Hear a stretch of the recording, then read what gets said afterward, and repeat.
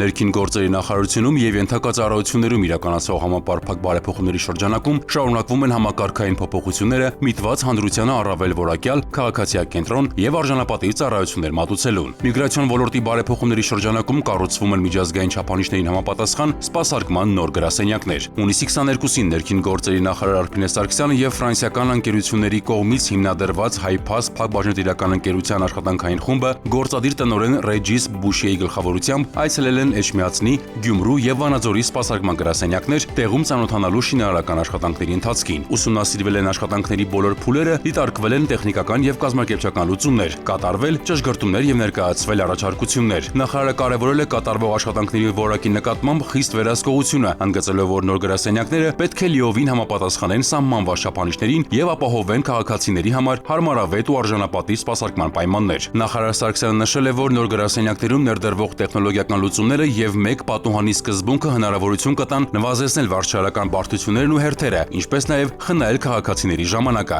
Կենտրոնները կհամալրվեն ժամանակակից կենսաչափական սարքավորումներով, ապահովելով փաստաթղթավորման գործընթացների արագ, անվտանգ եւ թափանցիկ իրականացումը։ Նոր գրասենյակների գործարկումը կարևոր քայլ է միգրացիոն ոլորտի արդիականացման ճանապարհին, ձևավորելով պետություն-քաղաքացի փոխգործակցության նոր մշակույթ եւ բարձրացնելով հանրային վստահությունը մատուցվող ծառայությունների նկատմամբ։ Քրեական ոստիկանության Երևան քաղաքի վարչության անձի հետախուզման բաժնի ծառայողները ստացած օպերատիվ տեղեկությունն իրացրին հունիսի 19-ին ժամը 16:20-ին Մայրաքաղաքի Սարյան եւ Թումանյան փողոցների խաչմերուկում քրեական ոստիկանները ձերբակալեցին եւ վարչություն տեղափոխեցին այս տարվա ապրիլի 29-ից առողջությանը ծանր վնաս պատճառելու մեղադրանքով հետախուզվող 28-ամյա երիտասարդին։ Նրա խուզարկությամբ հայտնաբերվեցին լիցքավորված մարտական ատրճանակ եւ գաղտնի փականով դանակ։ Ձերբակալվածն ու կազմված փաստաթղթերը ներկայացվել են Կենտրոն եւ Նոր Մարաշ վարչական շրջանների քննչական բաժին, նախաքննությունը շարունակվում է։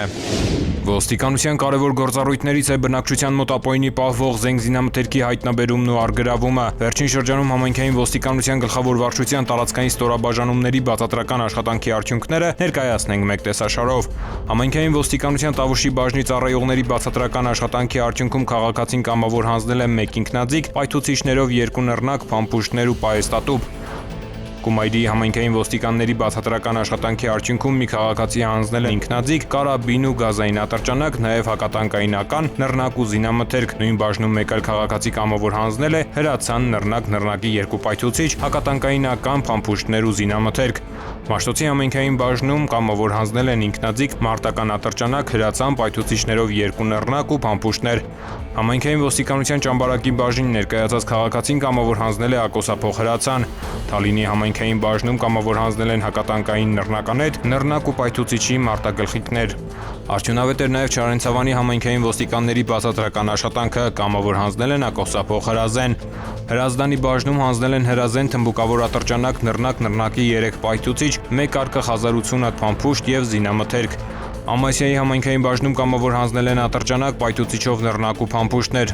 Վարդենիսի համայնքային ոստիկանների բացատրական աշխատանքի արդյունքում էլ կամավոր հանձնել են ինքնաձիգ, պայթուցիչով 2 նռնակ, բազմաթիվ փամփուշտներ ու զինամթերք։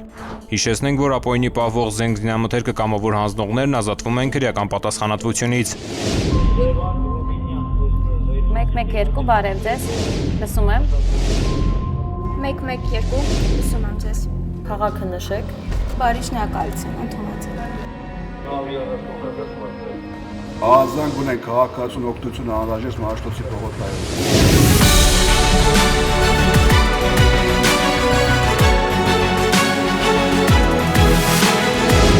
112 մեկ զանգ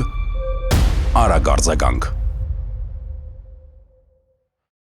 Հանրապետությունում ջերմաստիճանի բարձրացման պատճառով մեծացել է անտառներում եւ խոտածածկ տարածքներում հրդեհների առաջացման եւ տարածման վտանգը։ Անտառային եւ բուսածածկ տարածքներում հրդեհները կանխարգելելու նպատակով արգելվում է վառել խարույկներ չնախատեսված վայրերում։ Խիստ անհրաժեշտության դեպքում դա կարելի է անել բաց տարածքներում, շրջապատելով խարույկը 5 մետրից ոչ պակաս միներալիզացված շերտով, իսկ վերջում հանգցնել ջրով կամ ծածկել հողով։ Բաց տարածքներում թողնել շշեր, ապակու կտորներ, քանի որ որ դրանք կարող են ֆոկուսացնել արևի ճառագայթներն ու դառնալ հրկիզող ոսպնյակներ, նետել այրվող լուցկի, չմարված ծխախոտի մնացորդ, ծխել եւ օգտվել բաց կրակից, վառելիքով լիցքավորված տարաների կամ մեքենաների շրջակայքում, կատարել չոր խոտի, խոզանի այրում, թողնել քսայուղով, բենզինով, կերոսինով եւ այլ դյուրավառ հեղուկներով ներծծված լաթեր եւ այլն։ Հարգելի քաղաքացիներ, պահպանեք հրդեհային անվտանգության կանոնները, հոգ տարեք շրջակա միջավայրի կենսաբազմազանության մասին, իսկ նկատած հրդեհի կամ ծխի դեպքում զանգահարեք ներքին գործերի նախարարության օպերատիվ կառավարման կենտրոնի 112 հեռախոսահամարին։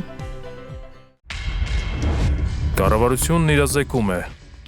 Հրդեհները շրջակա միջավայրի կենսանվտանգությանը սպառնացող մարտահրավերներից են, որոնց առաջացման պատճառները գլխավորապես մարդկային անուշադրության արդյունք են։ Հաճախ մարդիկ չգիտակցելով բացասական հետևանքները, գյուղատնտեսական աշխատանքներին ընդառաջ այրում են խոզան ու բուսական մնացորդները, նպաստելով հողի որակական հատկությունների կորստին, բուսական եւ կենդանական աշխարհի ոչնչացմանն ու մթնոլորտային օդի աղտոտմանը։ Խոզանների այրումը վատթարացնում է հողի օրգանական կազմը, նվազեցնում է խոնավությունը, նպաստում հողում եղած օրգանական նյութերի կայքայմանը, նվազեցնում է հողի բերիությունը, նպաստում է թոքերում քաղցկեղի առաջացմանը, առաջացնում է հազ, ցավ կրծքավանդակում եւ շնչառական խանգարումներ, ոչնչացնում է միջատներին, սողուններին, մանր կաթնասուններին, խոչընդոտում է սննդանյութերի ցիկլը, սնման շղթայի կապերը եւ բույսերի սերմերի տարածումը, ինչը կարող է հանգեցնել տեսակների անհետացման կամ դրանց պոպուլյացիաների նվազեցման, ազդում է էկոհամակարգի ինքնավերականգնման հատկության վրա։ Հարգելի քաղաքացիներ, զերծ մնացեք խոզանների այրում կատարելուց, պահպանելով շրջակա միջավայրի կենսաբազմազանությունը,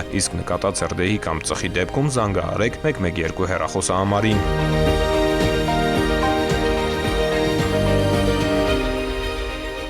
Ղարաբաղից տեղահանված անձ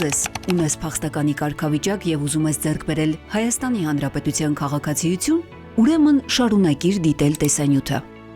Այս թվային հարթակը ստեղծված է, որպիսի գործընթացը լինի հնարավորինս հարմար։ Համակարգն առաջարկում է գրանցման 4 ընթացակարգ։ Փախստական տարբերակն ընտրում ես, եթե Ղարաբաղից տեղահանված անձ ես, չունես որևէ երկրի քաղաքացիություն եւ ունես 070 ծածկագրով անձնագիր։ Պահանջվող տվյալները լրացնելուց հետո էլեկտրոնային հասցեին կստանաս հղում։ Ինչից հետո պետք է անցնել այդ հղումով, գցել անձնագրի սկանավորված տարբերակը PDF ֆորմատով եւ ավարտել գրանցման գործընթացը, մուտք գործել համակարգ, սեղմել նոր հայտ կոճակը։ Հայտը լրացնելիս հետևիր ուղեցույցին։ Հերթականությամբ գցելով պահանջվող փաստաթղթերն ու լրացնելով անհրաժեշտ դաշտերը։ Հայտն ուղարկելուց հետո այն կհայտնվի նախնական վարույթ կարգավիճակում։ 21 օրվա ընթացքում էլեկտրոնային հասցեին կստանաս ծանուցում հայտի շտկման կամ հաստատման մասին։ Շտկման պահանջը չկատարելու դեպքում հայտը կմերժվի։ Փախստականների համար ծառայությունն անվճար է։ Հաստատումից հետո դու հնարավորություն կունենաս ընտրելու այցի օրը, վայրը եւ ժամը։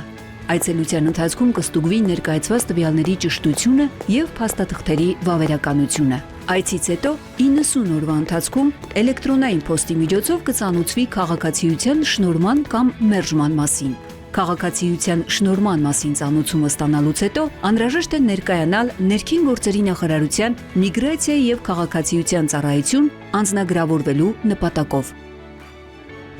Օտարերկրացի տարբերակն ընտրում ես, եթե Ղարաբաղից տեղահանված անձ ես, բայց ունես այլ երկրի քաղաքացիություն։ Որպես օտարերկրացի, գրանցման ընթացակարգը գրեթե նույնն է։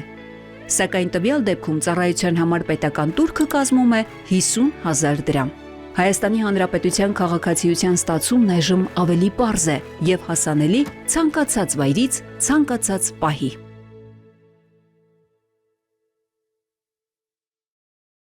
Գործարկվել է ներքին գործերի նախարարության ոստիկանության պաշտոնական նոր կայքը police.mia.gov.am-ը։ Ժամանակակից սկզբունքներով եռալեզու կայքը համապատասխանում է Հայաստանի Հանրապետության հանրային ծառայությունների թվայնացման սկզբունքներին, գործում է անպայման տիրույթում, արագագործ է եւ ծավալուն։ Տեխնիկական լուծումների արդյունքում կայքում գործում է նաեւ Եվրոպական միության ստանդարտներին համապատասխան ալգորիթմ, որի շնորհիվ այն հասանելի է նաեւ սահմանափակ կարողություններ ունեցող անձանց։ Կայքը հասանելի կլինի որոնման տարբեր համակարգերով, այլ երկրներում, ինչպես նաև հարմարեցված է տարբեր սարքավորումների էկրանների չափերին։ police.mia.gov.am-ը համահունչ է ներքին գործերի նախարարության ոստիկանության օպերատիվ գործառույթներին։